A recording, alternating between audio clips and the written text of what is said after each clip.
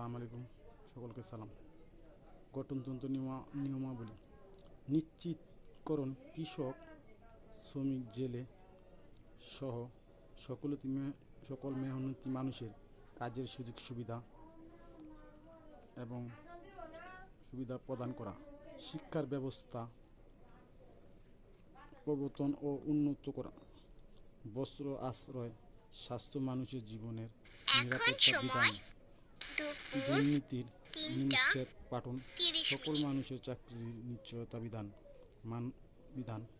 অন্যায়ের বিরুদ্ধে জোর প্রতিরোধ গড়ে তোলা, গ্রামে গ্রামে শান্তি শৃঙ্খলার জন্য কমিটি ও জনমত গড়িয়া তোলা